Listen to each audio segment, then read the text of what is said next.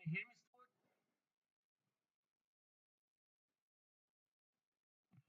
The microphone is on.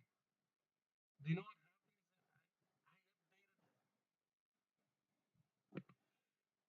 Can you hear me now?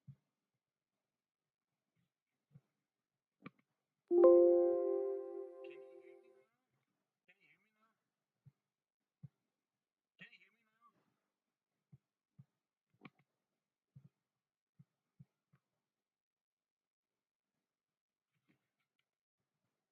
And what about now? Can you hear me now, Stewart? It's still too low.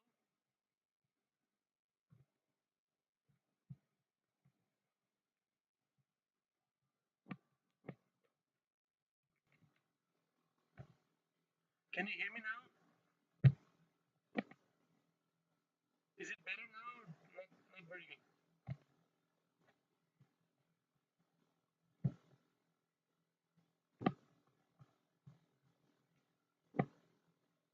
No, but the mic is right in front of me. Oh, damn.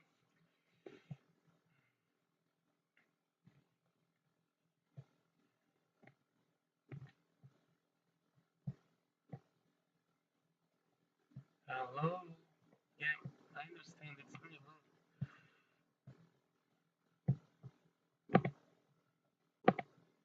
Can you hear me now?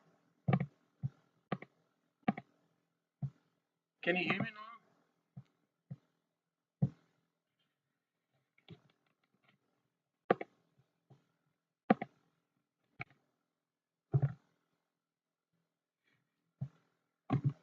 Let me see if I can fix it here.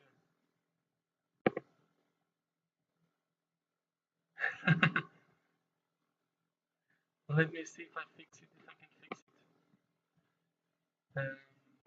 Yesterday I had a tasting and to the guys in England, and it went well. And then the system asked for an update, and I updated this morning. And in the end, it seems that it changed the definitions.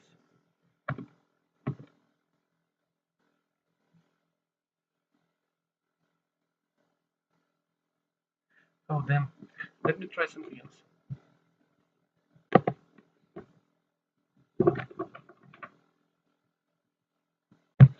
Let me try something else.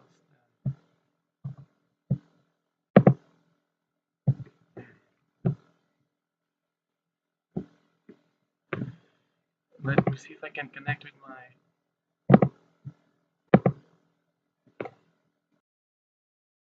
Can you hear me now better? Is that okay? Better? Can you hear me now or not? Still not. Can you hear me now?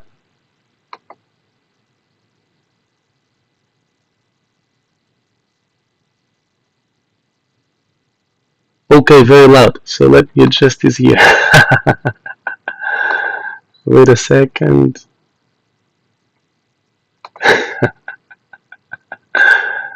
Uh, cool. And what about now? Is that good now?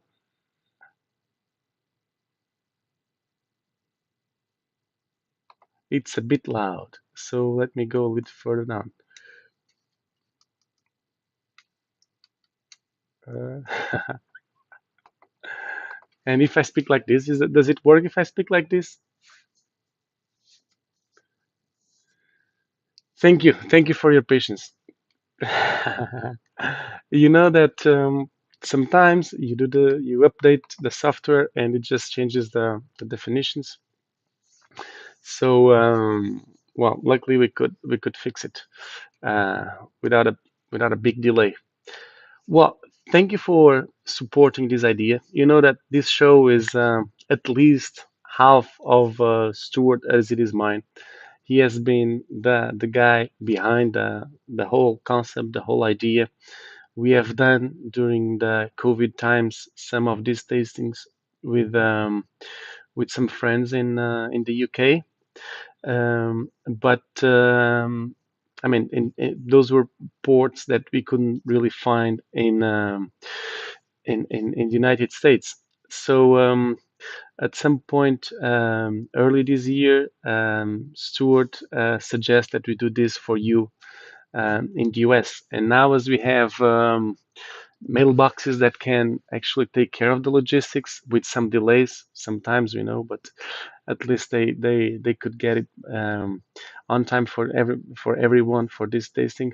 Um, so we tried to make this happen, and Stuart has always been a supportive of our varietal experiments that we did a decade ago. So it's mainly because of him that we are all here this evening, enjoying five different ports from five different varieties, and that were aged in demijohn since the harvest. It's This is the first of two tastings. We will have a second one in the first days of January, and that one is going to be focused on something very specific as well, like this one, but with a port made from white grapes, in which we have the opportunity to taste how the relation of uh, sweetness and age affects the development, the taste of the ports. So I hope that at least some of you are going to make it. And for those that don't really know us, we are a small family business. We are based in the Douro Valley. That's where our winery is located, our vineyards are located, where everything is located. And since always, my sister Claudia, who's the important person behind the scenes, she's the winemaker. I do the like commercial activities, the marketing for the company, and um, and it's still a 100% family business in which everyone is very involved. Um, so it's we start about over 100 years ago as grape growers and port producers that were supplying the ports for the port merchants. It was not allowed for the until 1986, it was not allowed to export port wine directly from the region. We had to go through the merchants based in Villanova de Gaia, or at least you had to have your business based in Villanova de Gaia. So 5 generations ago, so over 100 years ago, my great great grandparents, they were just focusing growing the grapes, making the port, and they were selling it in bulk. Later on, in 1986, legislation changes, and it starts to be allowed to export directly from the Douro. So we get the chance of having the port with the label, the bottle is our own label with our own brand, and that's what my mother and father do in 1990 when they built the winery where we are currently operating. 1991 was the first harvest that they vinified in the new winery, which was actually not very good for them. It was not very successful. 1992 is the first year where we still have port from that year in stock, made in that new winery. That was no longer in my grandparents' winery. And since then, we have, many things changed, of course. In 1999, my sister Claudia joins as the winemaker. I joined in 2009, which is actually the year where these ports are coming from. So this project was actually, it comes like a random idea of um, friends from university, in which we decided to every year my friends from university, they used to come to help us in uh, in the harvest, so picking the grapes since 2002. And when um, when I started getting into the business, I thought that it was so not really, um, how do I put this? I think that there is not that much of a knowledge about how each variety, or with what each variety is contributing for the final blend. And I thought it was a great opportunity to harvest those five grapes separate, ferment them separate, and keep them separate all the time. And that's what we did. And I can see that, yeah, these ports are all for, I can see it on the chat that you're asking uh, about the year of production. Yes, they are from 2009. They were for a period of time, for about a couple of years, I would say, they were in cask, as we were waiting for the port to clear, so the sediment would go to the bottom. And we did a first bottling of these ports. I guess it was in 2011, 12 that we offered a pack of these when when I made an offer of our ports through For the Love of Ports, so Roy Hirsch's platform. And after that, as the barrels start getting too much air inside and we could no longer fill them to the top, so we decided to put them in small demijohns, and that's where they have been since then. They have been aging in demijohn. So the first 2 3 years they were in contact with oxygen, in the sense that the oak allows the air to go through it. But since then has been closed in a demijohn, which is one of the best ways to preserve port away from oxygen. So I'm ready, I would say, to start opening my bottles. Are you guys also ready? Do you have any question? Is there any question that you'd like me to access before we start the tasting, or should we just start enjoying these five ports together?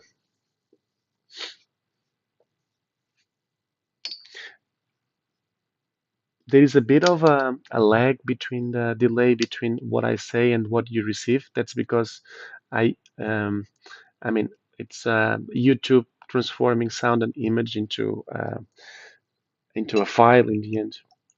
So I will wait a little bit, and I will open my five bottles in the meantime.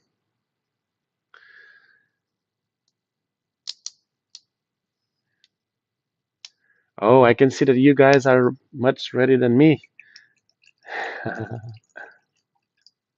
So let's go. I am already pouring the second port. Let me go for the tint to count next. Um, there were probably many different ways of setting up the lineup for these sports. We decided to just keep it as very simple and go by alphabetic order. So we're going from the S to T, so TI and then TO, and yeah, so it's gonna be as you have the wines in the glasses, you can see that you have definitely different colors, and in general, we would like to, I mean, maybe drink those lighter colors before and then the darker colors later, because we may have higher amount of tannins in the darker color ports. But let's follow the what uh, what Glenn did carefully took care of, and in terms of the placemats. So my kudos to Glenn also for taking care of this, so we don't mix up the glasses during the tasting.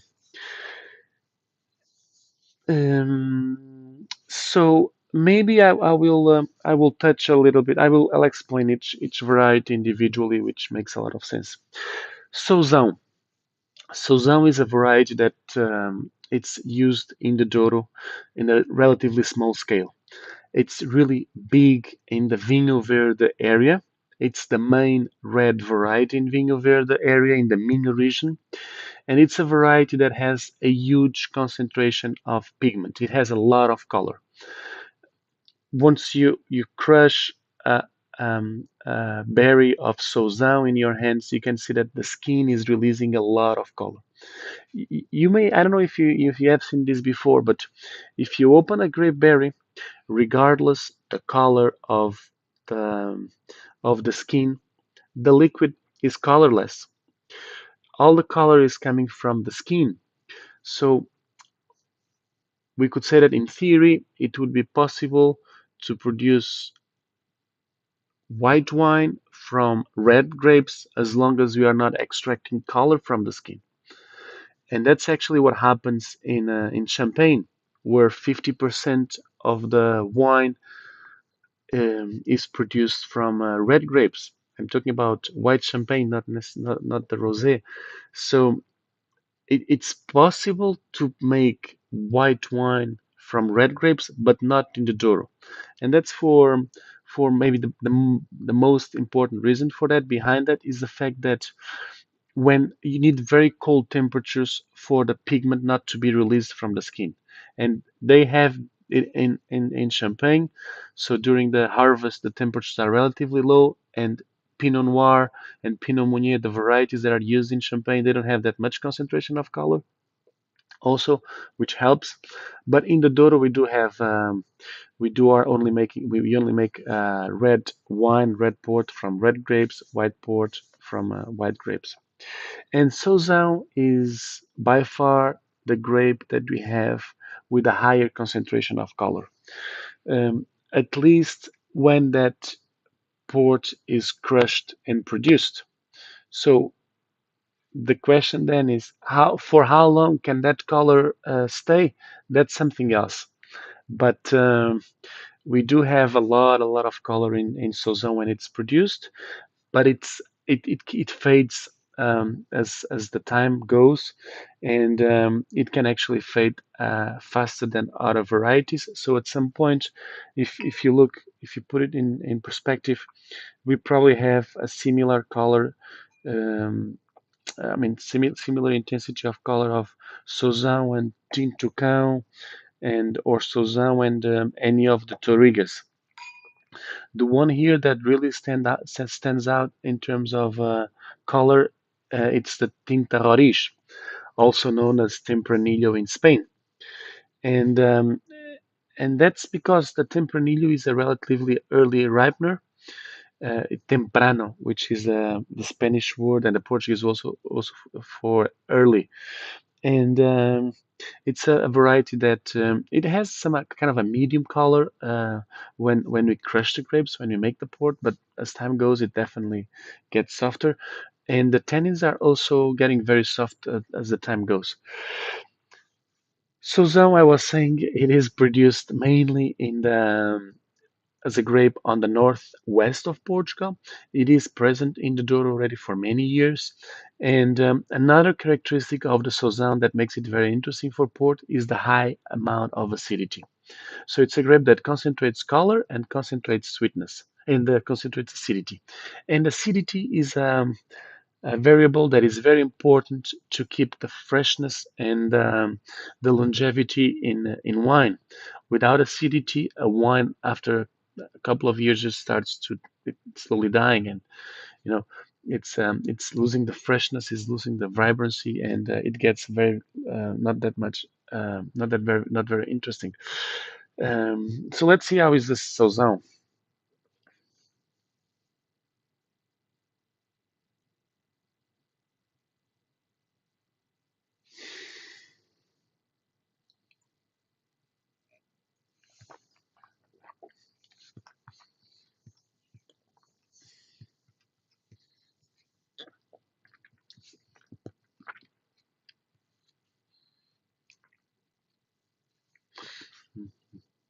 So we can still feel that on the palate that we have that presence of the tannins in the Sauzon. It's it's still intense, but quite um, a quite nice and elegant finish. When you taste a very very young Sauzon, you get that more of a harsh tannin that is not really nice. But in here, the tannins are actually quite round, and it still have a good presence in the on the palate. In the nose, Sauzon is typically a grape that can show some rusticity of aromas. It to me it has a bit of the red fruit, but also an earthy taste, almost like if it was there is a word in English for that, but I don't remember it. When the smell that you feel when it rains, outside.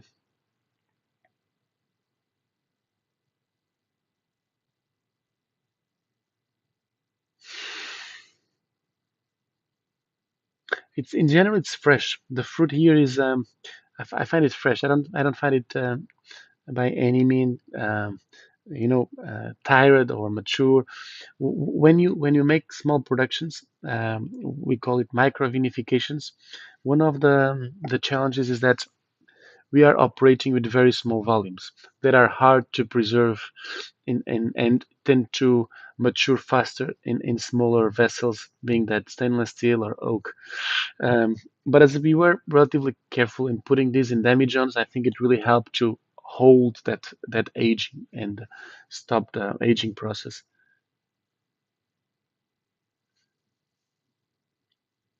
Petrichor. Thank you, Glenn. Petrichor. That's a new word for me. I hope that I'm pronouncing it properly. Petrichor.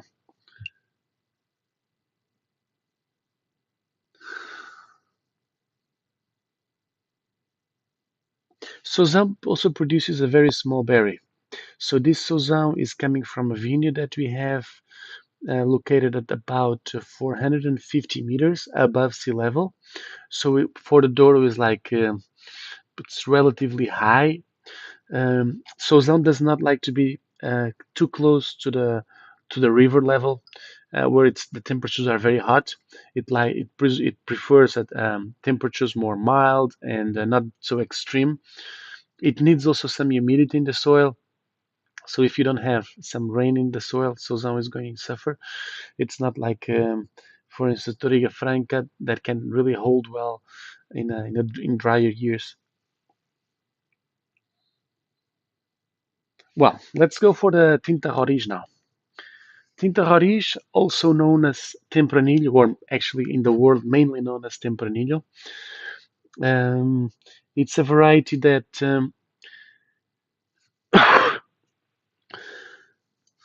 the best understanding that I got for its origin was a few years ago in a conference in the center of Portugal.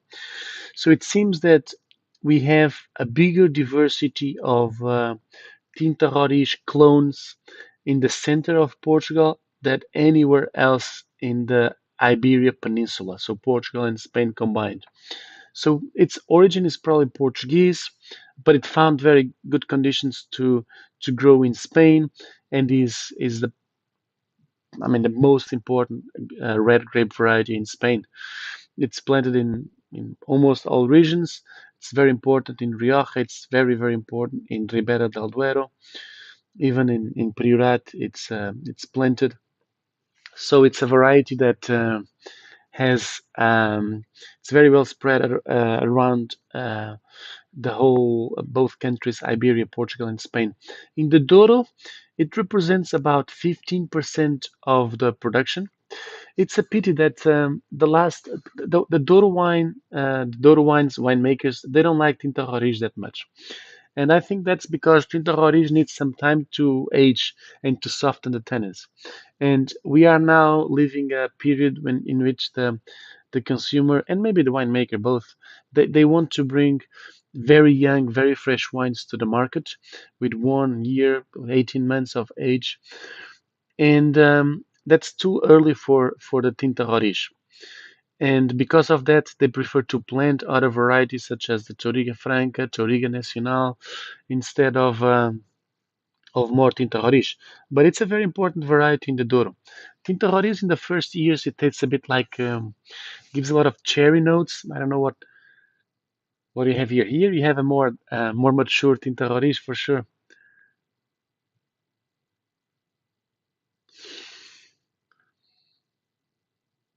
Yeah, it's yeah the fresh notes are all gone. I think it's It's pretty much on the tertiary notes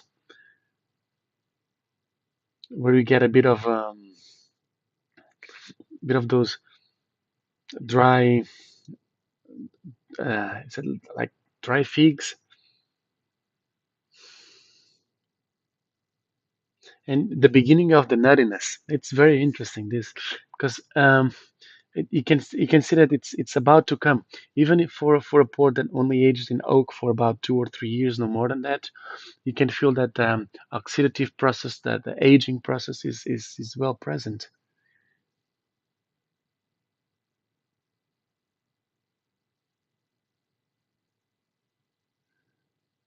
Yes, Eric. So it seems that the biggest diversity of clones of Tinta Roriz are present in the center of Portugal. And I mean, the vines naturally mutate and create different clones. They kind of diverge, and those areas with higher diversity means that the grape has been there for longer.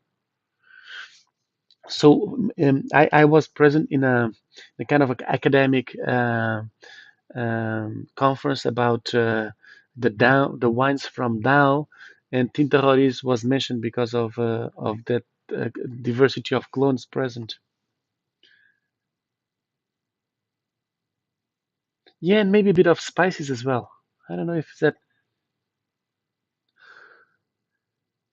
like pepperish, no? What do you guys think?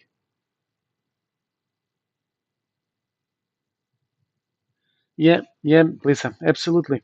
And and the demijohn, I mean, I don't think it's really the demijohn because demijohn should hold the aging. I think it's really the variety. It's a tinta roriz.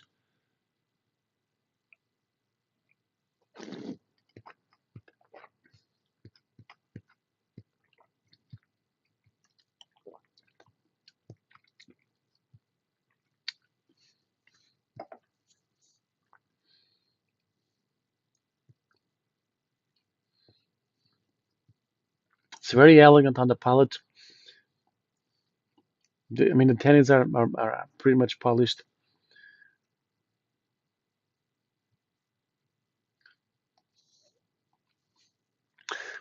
but then it you swallow it and it stays and it's still there.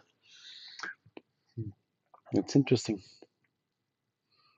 but always on a more delicate and um, more on a tawny perspective. I would say if we put this, if we serve this blind and we don't know if this was matured in oak or not, I would probably say that this had a lot of aging in oak. Interesting, very interesting. Yeah, yeah, exactly. The acidity. Acidity is a key. It's one of the problems of the Tinta Roriz. So in Spain, Rioja and Ribera del Duero, those regions are located at about 600 meters. So 600 meters, you guys will help me with this. It's probably 2,200 feet, maybe more, even more, 2,300 feet. While in the Douro, I mean, we have the first vines of Tinta Roriz planted at 100 meters above sea level, and it goes as high as probably 400. This Tinta Roriz is planted at 400 meters above sea level. So the influence of the weather, the temperature, makes it like the acidity that is necessary for the aging. So you were talking about the acidity before, and we can feel it. You can feel it now. Yeah. In the vintage port blend, we'll probably go for about 15 to 20%, which is the percentage that we have of Tinta Roriz in our Agodinho vineyard. Agodinho is a field blend, blended in 1983, in where we have about 20% of Roriz, 20% of Touriga Nacional, about another 20% of Touriga Franca. And then we have a bit of Touriga of Tinta Barroca, like 15% probably, maybe 5 to 8% of Tinto Cao, and then all the rest mixed, including some minor varieties that are important to the blend, but that didn't really get that much credit for what they bring to the blend. But I would say that yeah, you see not more than 20% in general for a vintage port blend. Yeah. Yes, Eric, the Down has more clones of Tinta Roriz. Correct. In terms of sugar content, Glenn, we try to keep that variable stable and similar across all them. So we cannot be very, I mean, precisely like exactly 90 grams of residual sugar, but they are very close in terms and around 90 grams. I would say that we can have maybe the lowest is 85 and the highest is 95 when we are dealing with such a small quantities, and because this is a very, I mean, it's a very special project that we only made like with this scope of 5 varieties back in 2009. The you made your calculations for the exact number of liters that you need of for the fortification, but if the the whole fermenting tank small tank is not really homogeneous, and if you have a bit more of alcohol or a bit more of sugar in the corners of the tank, then I mean the numbers can change a little bit. But in general, I would say that they are all aligned in terms of residual sugar.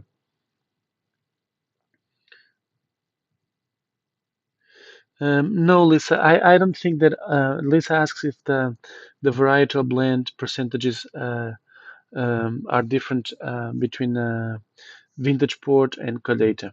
Um, Well, in our case, they are not. But we have a slightly different approach to collators that it's my understanding that the general producers do. So I mentioned that 86, it's 1986, it's the year that the European Union forces Portugal to open the port market, the exports of port to happen not only from Vila Nova de Gaia, but also from the Douro region. And you could clearly see that the years before and the years after that, there was a run for to acquire land in the Douro by the merchants. I mean, if I'm not wrong, Vesuvi was bought in '89.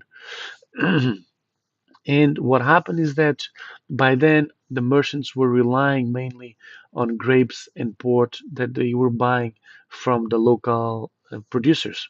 So they were using those and a lot of their necessities were buying in bulk from cooperatives and other wineries.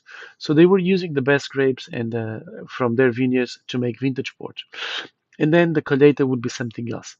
We still see nowadays that I mean Symington does not have a big range of colheitas available. Taylor start to have those colheitas available after the purchase of Wiesenkron.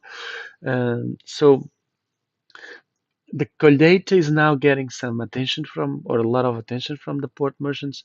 But in the past, I mean, there were maybe a handful of houses doing a very good job, such as Kopke and Rezen and Barros, uh, but maybe Posas as well. But it was not spread around the whole uh, producers. So it is to say what?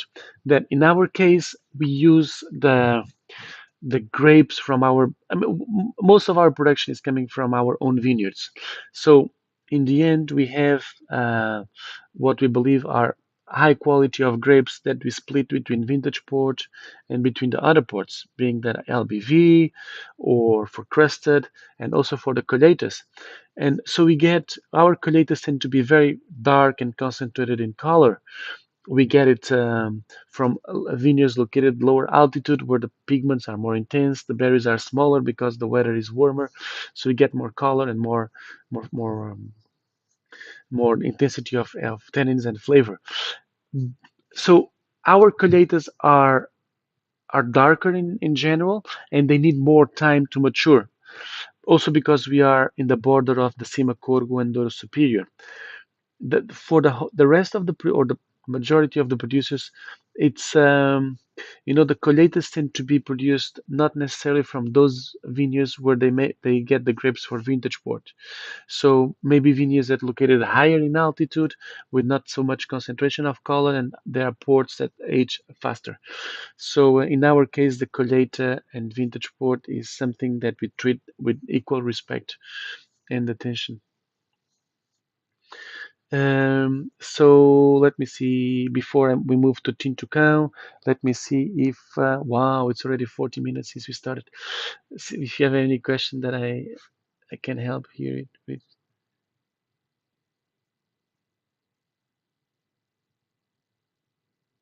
Yeah, Sozão, Glenn, definitely. Sozão is has a very high acidity, and this is a Sozão from a relatively high location. So yeah, the acidity is still present, and that's what keeps it very structured in the end. No, as you can feel that the Roriz is kind of, I mean, it stays for a long time on the palate, but not as intense and not as compact probably as the Sozão.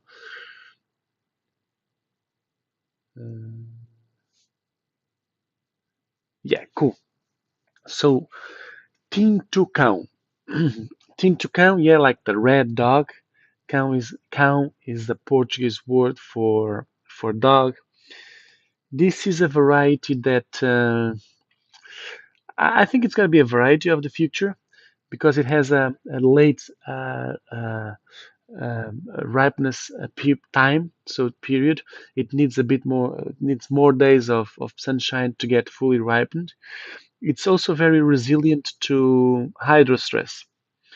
So in the end, with the global, we know the climate change, and we can definitely feel that we get less rain and higher temperatures in the Douro. This can be a grape to respect in the future.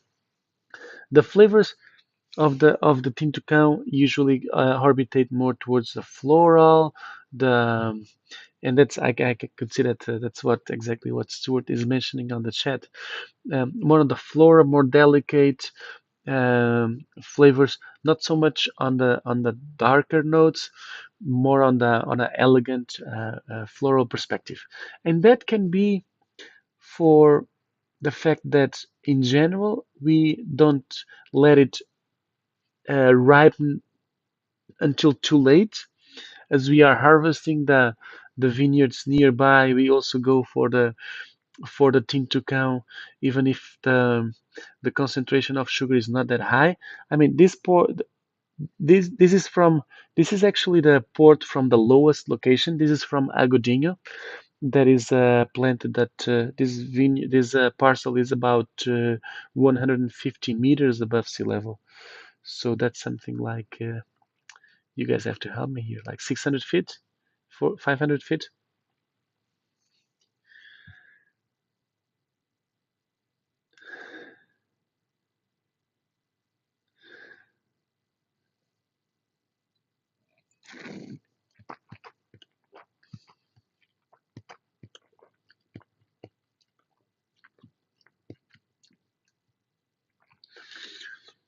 So the Tintucão, yeah, the nose is how would you describe the nose?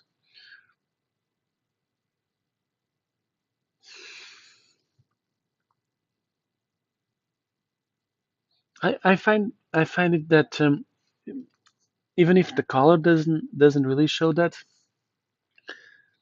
we start to have the Sozão, the Tintucão, sorry, getting some oxidative notes.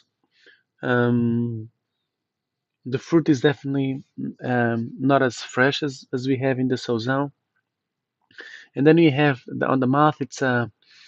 It's maybe because of the acidity of the Tintucão as well. It's a little bit um, a little bit firm, a little bit maybe the acidity is a bit too high, which gives you or give us um, a feeling of tartness, as Lisa was saying. Yeah.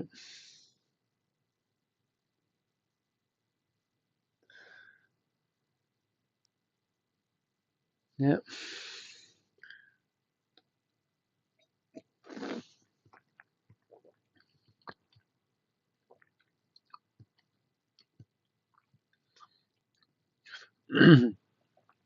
But it's interesting that on a color perspective, the Tintucão hold very well the color. The Tintucão in general doesn't have a very dark color um, when it's produced, and this one it stayed relatively dark. Is now kind of changing to more of the reddish notes. It's while the Sauzon is still a little bit darker, the Tintucão has more of that the like red cherry notes color. Um, but yeah, the acidity is probably a bit too intense for this one. Um, m Maybe because I couldn't remember exactly. I know that we harvest all the grapes on the same day. This was done in a weekend, and being the Tintucão a late ripener, it would probably benefit from a longer aging in the vineyard. So now, having all these five ports in the glass, you can see how interesting and uncontrollable it is to have a fill blend because you are going to harvest grapes that are over ripened, such as the Tinta Barroca, which ripens very early and gets in raisins very quickly, or you harvest some others on the same day, at same time, some just to get it to the same bucket that are late ripeners, which are going to bring more of that acidity, greenish notes that that in the end we may need to make a blend that is more complex and um, and interesting. It's very interesting to test this with you guys because you also help me a lot to understand what's behind these varieties by reading just on your thoughts on the chat. Um, uh, shall we go for the Touriga Franca? Touriga Franca is the most planted variety in the Douro. It's a variety that the smaller growers like it a lot because it's very generous in production.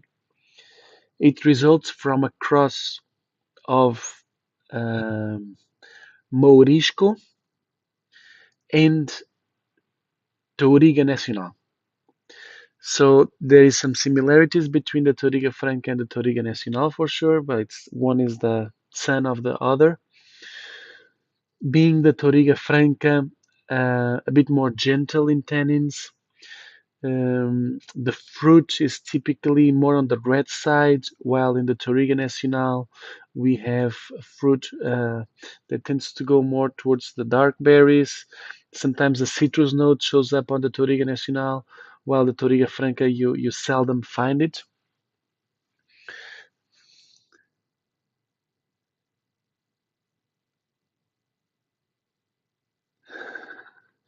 Yeah, as you are saying, Stewart, maybe the Touriga Franca is like a Touriga Nacional, but more elegant and more approachable at the early stage.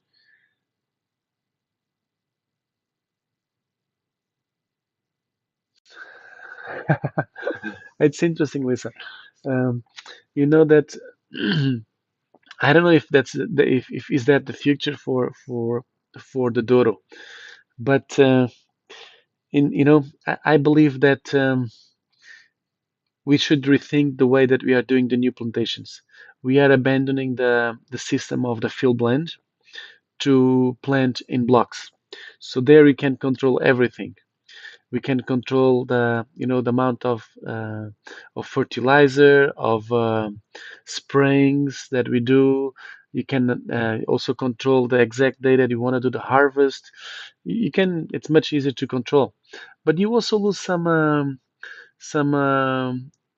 cross pollination that is um, that starts to bring the blend together right in the vineyard. We also, the fact that you do a field blend, it's more willing that you are co-fermenting the grapes together rather than if you have separate blocks. in which you probably do one tank by tank for each variety, and you blend a couple of years later when you do the final blend, and the result tends to be better the earlier you put those grapes together. It's like kids in the end. I mean, if they grow up together, I mean, or human beings in general. I think about kids because I have three kids, and I'm wondering if one of the kids is gonna have to show up at some point. But yeah, I mean, the longer or from the earlier stage that we are together, more or easier it is for us to get along well. And the later we blend, probably the more less balanced the blend will taste like.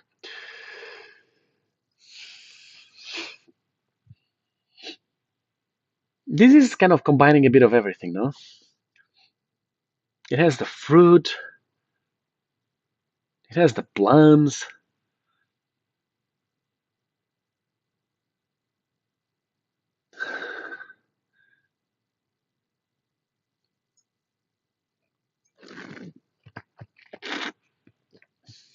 Hmm.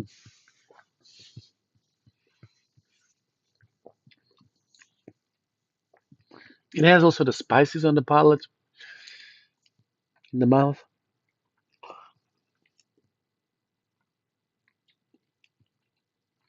You know, it has the very beginning is you feel the tannin a bit aggressive, but then it just kind of relax and softens out.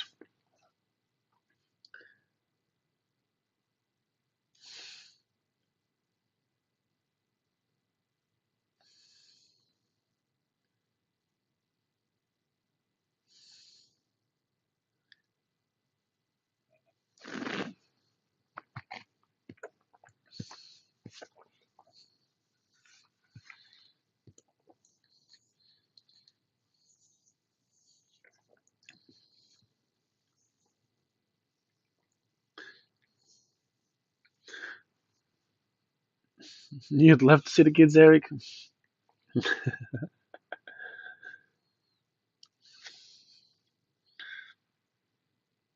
It happened once that I was doing a tasting, and now I hope that I don't think they're gonna wake up. It's like 2 in the morning here in Portugal, so I hope that they are in deep sleep.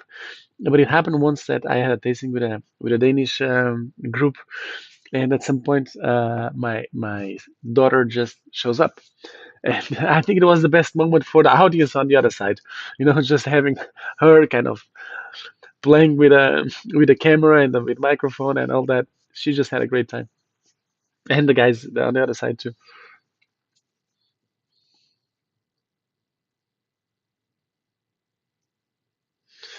Yeah, I understand your point, man. That is somehow, and Lisa was also kind of saying the same, somehow less than the others. But what I find is it's to be probably the most complex without being too much. It has a bit of everything.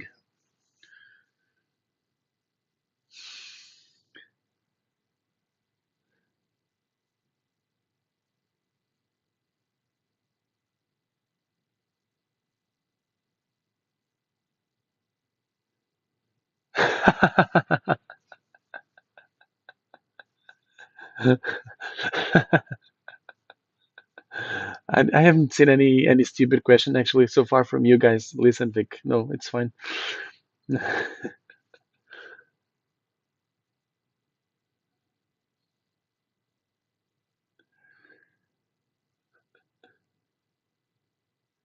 That's a good question, Lisa. Is the next generation interested? Um, the little one, the 3-year-old one, just thinks about tractors and trucks. So he loves tractors. He sees a tractor and he can tell you where is the wheel, where is the seat, where is the lights, where is everything. He's not interested in cars. He's interested about tractors. I remember him last time he was at the winery during the harvest. There was one blue tractor collecting the stems from the that we separate when we receive the grapes, and then we turn it into compost and fertilizer later on. And I remember him 2 weeks later um, looking outside and asking, "Hey, Dad, is the blue tractor still at the winery?" And then I realized that he really has an interest by tractor and by tractors. So if at least him takes over of the farming part, the grape growing part, that's already something. I would like that some of them between my sisters. My sister Claudia, she has two kids, a daughter with a 14 and a boy with a 9, and I have 8 years old, 6 and 3. So boy, girl, boy in my case. So I hope that some of them are interested, not all of them, because there's no room for 5 kids fighting in a small family winery, but maybe one or two would be good.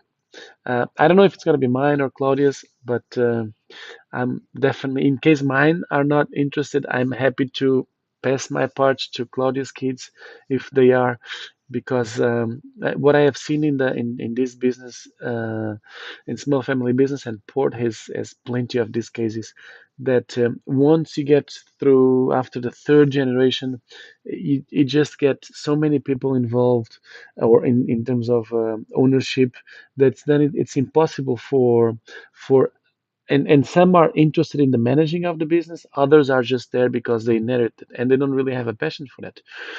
So if we can find a way that we keep the ownership under a reduced number of kids, I think that's gonna give some more longevity to the business.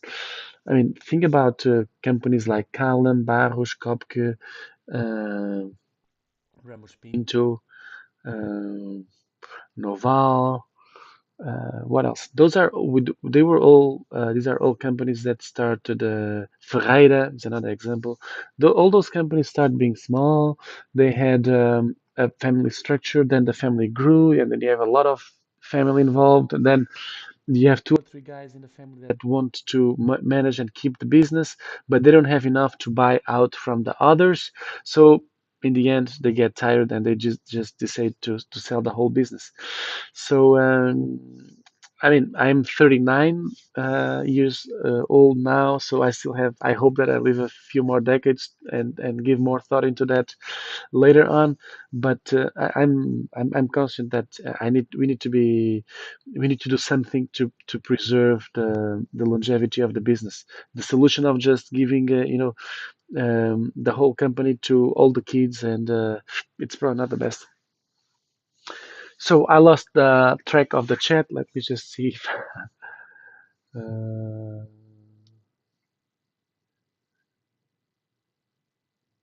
yeah, kind of subdued. Yeah, you're right. Yeah.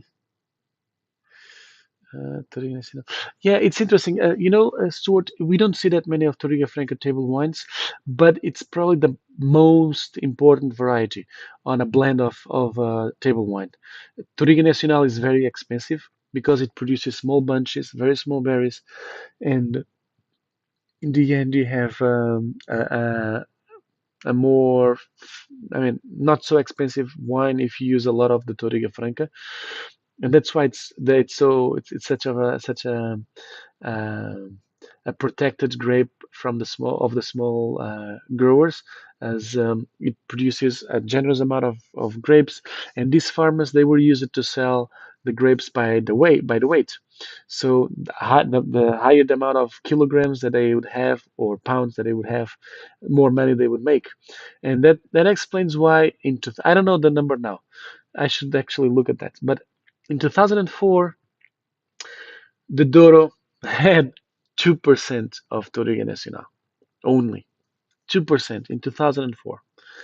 And that's because most of the vineyards were run by the small growers, and the small growers were not interested in planting grapes, which the merchants in the end were not paying the right price for that. We still have nowadays.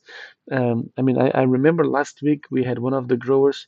We pay about 20% more for, yeah, a bit more, about 30% more for the Toriga Nacional than we pay for any that we pay for a Toriga Franca, for instance, or a Tinta Roriz.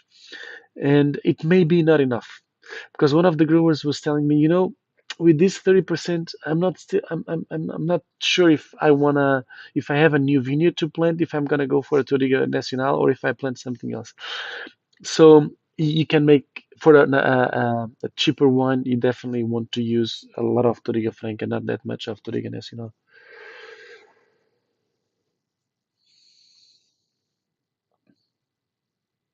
5% now, it's possible, Glenn. It's possible, 5%. So it's still, yeah, 5, 6% would be my guess. We have seen in the last, so this was 2004 for the 2%. We are now, so 18 years later, we saw more plantations of wineries in the end. Wineries that want to control more of the production and they do the plantations. So and they in their vineyards they want to have the Touriga Nacional because it's very hard to find Touriga Nacional if you want. I mean, we have been buying the Touriga Nacional already for several years separate, and we get it because we pay an extra price, and we have to be very transparent with everyone, saying that we are going to pay more for the Touriga Nacional because we value it. Otherwise, people get offended. Why are you paying this gentleman's grape higher than mine? And they have to say, well, the grapes are not exactly the same. You know, you are bringing me Tinta Roriz, which is more, it's available and all over the Douro. It is producing Touriga Nacional, which I'm interested in buying. So, yeah, the hashtag Save the Touriga Nacional is a good one. Yeah, absolutely. Shall we go for the Touriga Nacional then?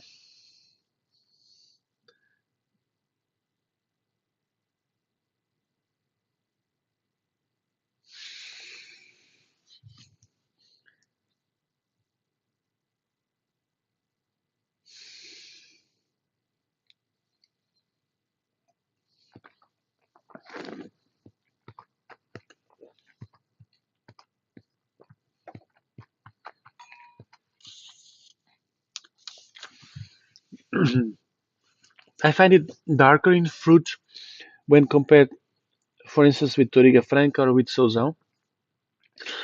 I get that spicy, like the pepper or nutmeg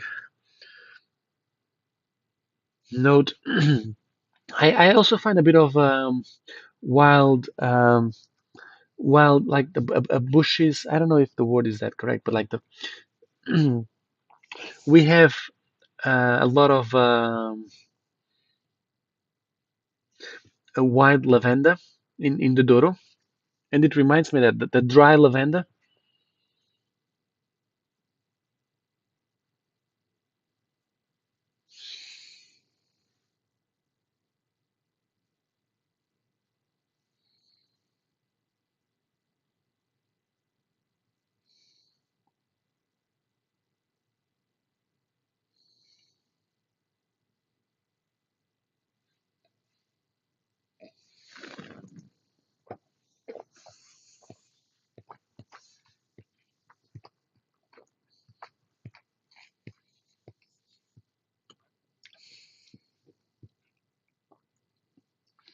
Yeah, probably we left it to the end, so now we already know how the previous four taste. It's probably the most complex, no? The one that you would use as maybe that like the backbone of your blend. It depends on what you want to do also. If you want to make a ruby style, a vintage port, you may want you may get a lot of the Toriga Nacional, a bit of the Franca, maybe a tiny bit of the Sauzin or Tintucão, not that much of the Tinta Roriz. So you don't want to have these more lighter color oxidative notes that show up earlier than what you expect. But if you want to make a tawny, I'm not sure if I would go for the Toriga Nacional. You know, so maybe that explains the and maybe not only that explains, but it shows that there's at least room for all these grapes in a viticulture perspective in the Douro, as we have such a diversity of styles of port being produced that each variety is bringing something, but it also It also seems that none of the five is as interesting as a blend. No, even the Toriga Nacional is nice, but maybe with a bit of the elegance of the Toriga Franca and that freshness of the Sauzão,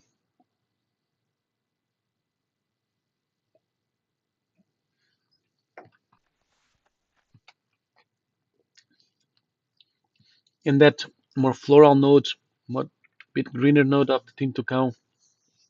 Maybe we'd be making something more complex.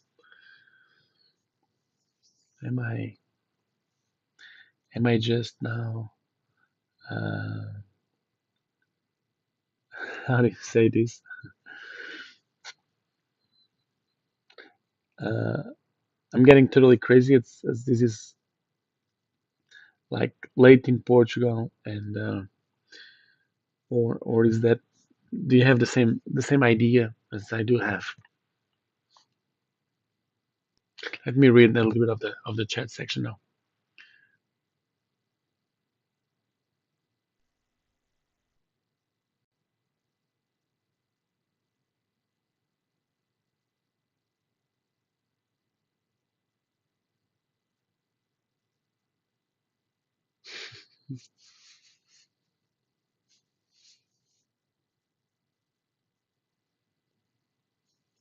Yeah, it's let me go back to the Sauzon. I really like the Sauzon at the beginning. I would expect the Sauzon to be a bit closer, to be honest. I have to tell you one thing. So when we decided to do this project with Stewart, I didn't want to taste the ports uh, when we were bottling them, when we were putting them in the small bottles. I asked Claudia to do that because I wanted to be in the same situation as you are. So we were all at the same level. So I didn't have the chance of, kind of making up my tasting notes or just get an impression of something in a because a certain day I was just having I mean, I wanted to be in the same position as you. So, and I didn't open the bottles before the tasting. So I really wanted to be equal. And the Saison surprised me because I would expect it to be a bit more mute, a bit more shy.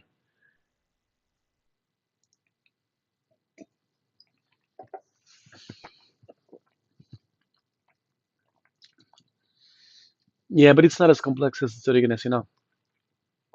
I don't find it as complex as the Touriga Nacional.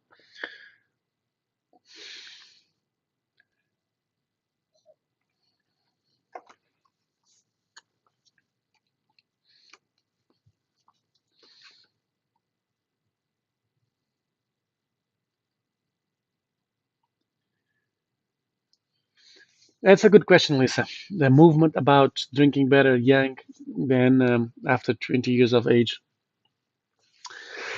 Um, it's the kind of the consumer is dictating then in the end, I think. Um, I don't know the percentage, but it's something like 99% of the wine that once is bottled, once is purchased, it's to drink within 24 hours. Um, Maybe less and less people have cellars than compared with 100 years ago. I mean, in terms of what's the wine drinkers, we believe that nowadays that the wine has to be young and fresh, and we always want to have the latest vintage on the label. And maybe we are adapting a little bit to that as well as vintage port producers. But it's interesting. There's one point that goes in favor of the fact that we have always been complaining about drinking ports too young, vintage ports too young. If you read there's a English gentleman, John Gibbons. He spent is a English gentleman that spent I think it was about 6 or 7 months in a tiny village in the Douro Superior, and he's just sharing his daily life. on a cultural perspective, on the food, or the social part. And at some point, he says, uh, "It seems that people are drinking vintage port too young."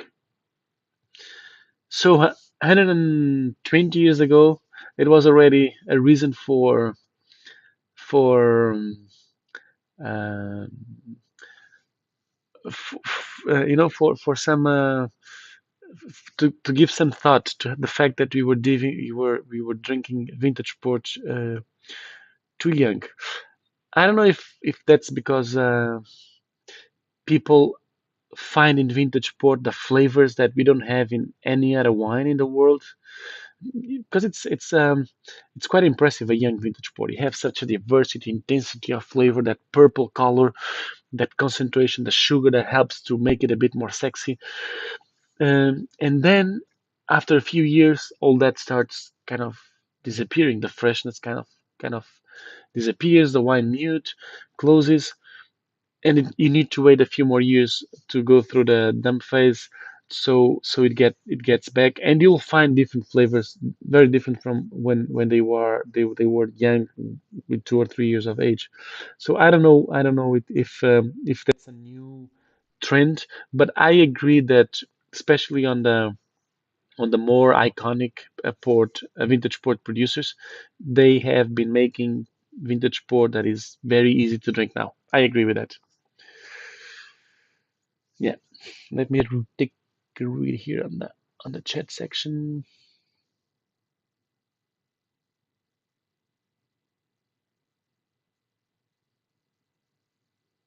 And what do you think about those Sauzon wines from California, Eric? Do they taste similar to this one, or they tend to be more acidic and greener?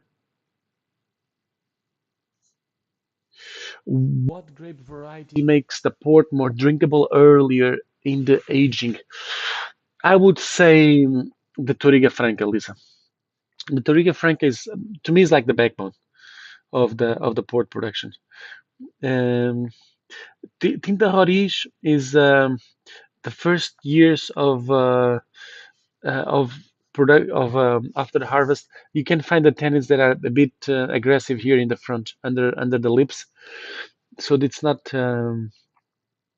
It's definitely not the Tinto Roriz. I think that the Toriga Frank is probably um, the most elegant of all at the all stages from the day one.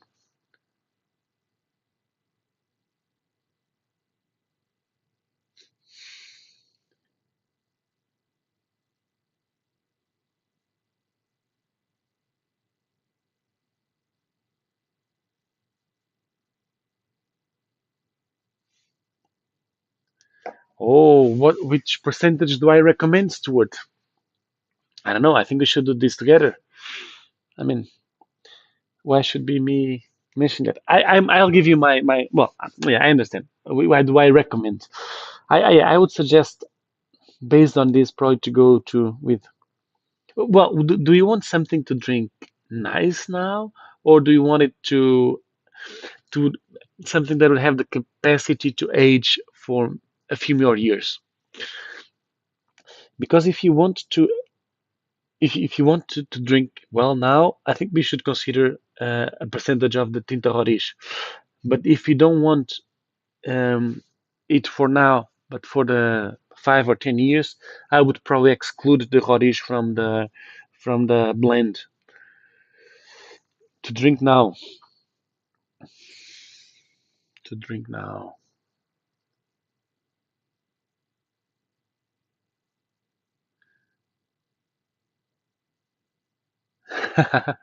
Tom's blend approach. I like that. Yeah, yeah. Um, uh,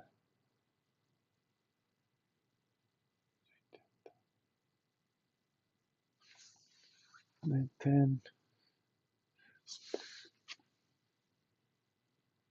No, you can definitely not rebuttal this. Uh, what if you test it with something like 40, 20, 20, 80, 10, 10? That's probably a bit too much. Yeah, 30, 20, 20, so 70. Shall we try something like, so 20 of Sauzão,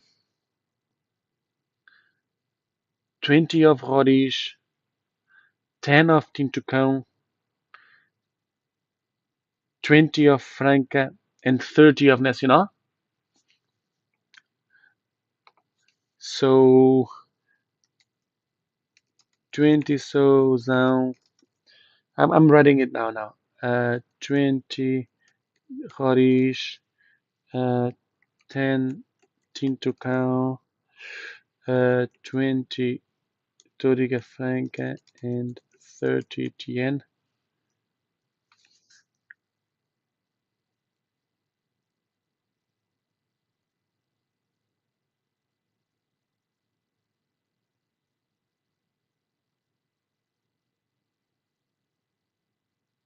Interesting, Lisa. So, in your opinion, you would reduce the amount of the Toriga Nacional, maybe, or at least not use, don't wouldn't use too much.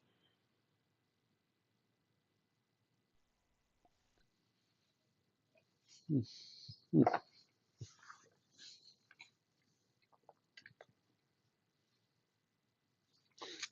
So, I will do the blend.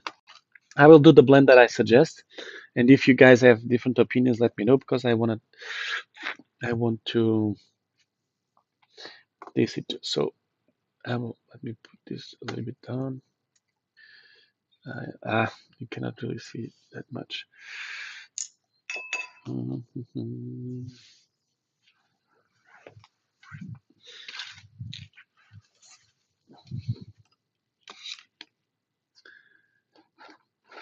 Okay, so maybe now. So I said 20% of these,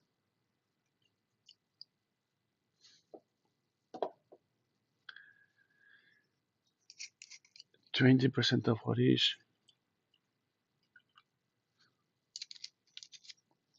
10% of Tintucão. I'm not, maybe Tintucão is a little bit too much. 10%. We'll see.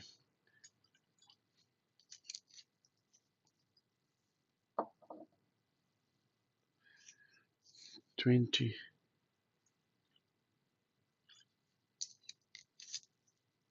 and 30% of Nacional.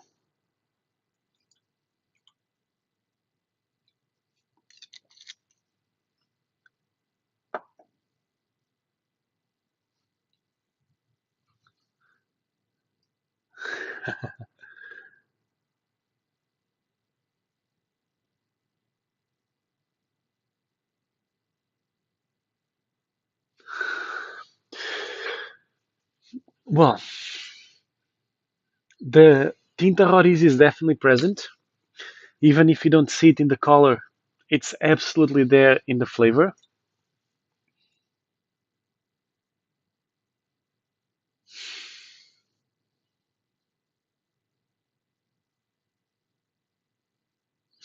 I don't find it too green, so maybe the Tintucão may not be too much.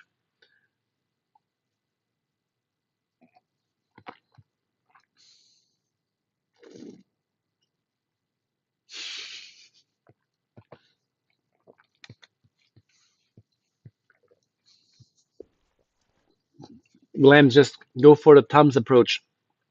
You kind of approximate that.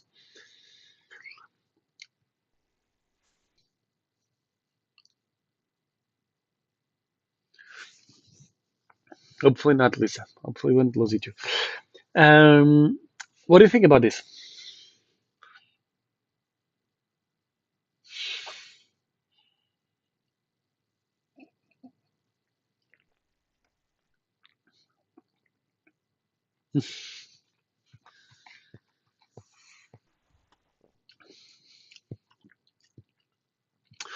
I think that to drink now, the tannins are still a little bit too present, too firm, too tight. What do you think?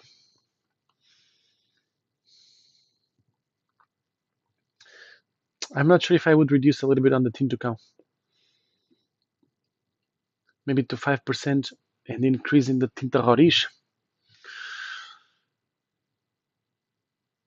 Well, so do you know what? That's your homework. As you still have a few hours before you go to bed, you can work on that.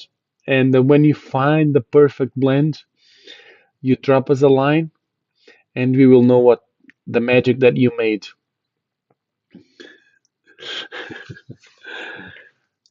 Well, time to read the last questions, and then I'll leave you resting.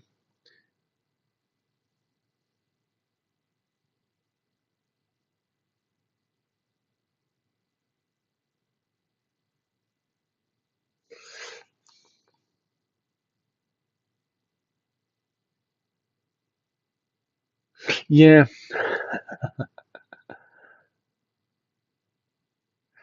Would you decrease both the Rodriguez, Lisa, or just the Nacional? We wait for you, Evgeny. No worries.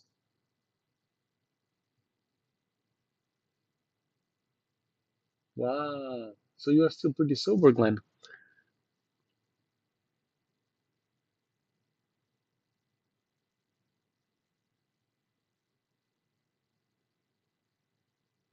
Yeah.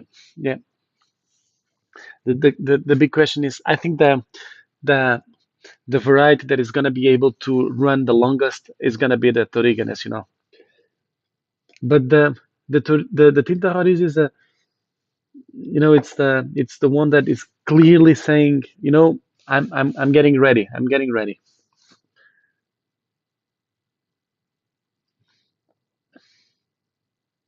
And it's kind of sitting on the Tony flavors. Probably both of them, listen. Cool.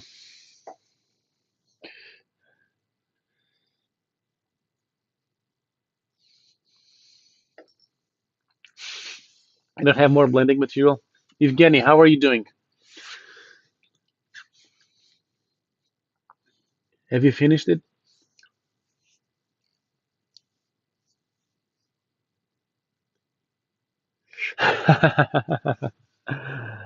That's not a stupid. That's not a stupid comment at all, Vic. It's the case, and that's the conclusion that I would like us all to get on a natural way. Is that you know you get it more complex, you get it more diverse and richer if you use more than one grape variety. If you mix the grape varieties, and it's like a conversation with friends. If we all have the same sports team, if you all have the same religion, if you all have the same political orientation, if we all believe in the same things, I mean, there's nothing to talk about. We all know how each other thinks. But if you have different opinions, different views, if these varieties are bringing different flavors, different aromas, different textures to our blend, then we get it rich, we get it complex, we get a deep conversation, and that's what the port industry is doing for so many years. And probably it's not a random thing that we have this mix fill blend. There is a reason for that, and when we were talking earlier if we should do blocks of different varieties or a big mix, it's right that we can control more on the blocks, but then we are not getting the blend from the beginning, that sense of balance from the beginning. So I hope we don't miss it in the door in the future. I think so, Evgeny. Uh, I think we should. We This is the blend that I suggested is a bit too tight, too firm. It would improve with the age for sure. And the use of to get something easier to drink now, we would have to go for more tinta roriz for sure.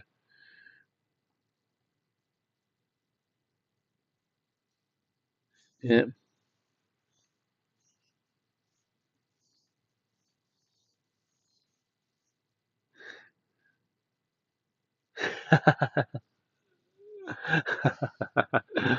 Yeah, yeah, you can see that how difficult this is.